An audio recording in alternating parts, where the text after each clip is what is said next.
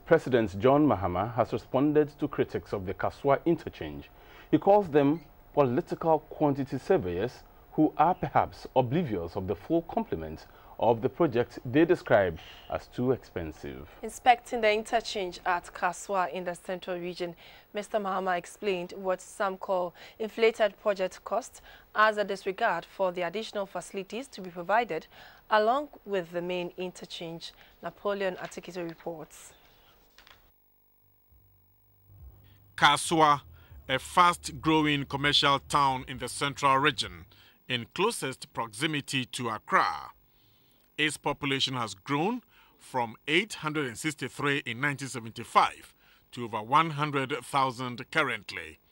Located along the highway, extending from Accra to the western region, Kasoa experienced large volumes of vehicular traffic. 6,000 vehicles per hour during peak time, and a daily average of 23,000 vehicles. The statistic, which explains why the government has found it most expedient to construct an interchange at Kasoa, is this one. 5 kilometers per hour is the travel speed when you hit Kasoa. The gridlock is notorious. Even before the president came to cut sword for the project, the Brazilian company awarded the contract had already erected pillars for the 3-tier flyover. Quiros Galvao is same company executing the Nkrumah interchange at Circle Accra.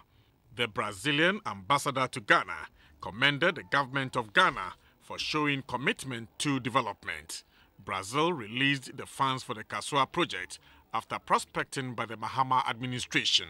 Such cooperation has been growing hand in hand with the firm commitment of President Mahama and his government to the improvement of living conditions of all Ghanaians, particularly through the expansion of infrastructures which are essential to the continued economic and social development of this country. President Mahama said the project will ease traffic.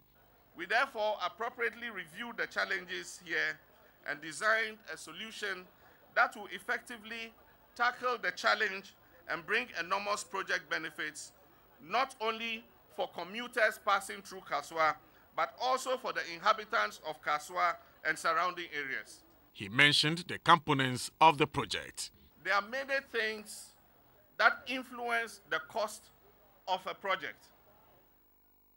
And so if you build a regional hospital in one place, it doesn't mean that the cost will be the same as a regional hospital in another place.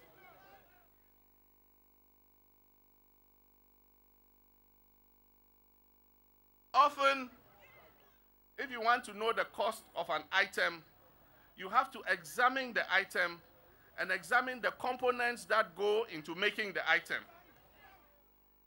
You cannot just stand at a distance and look at two items and determine that the cost of the item must be this just because of looking at it at a distance. You must know the components that constitute the items to be able to know the cost of the item.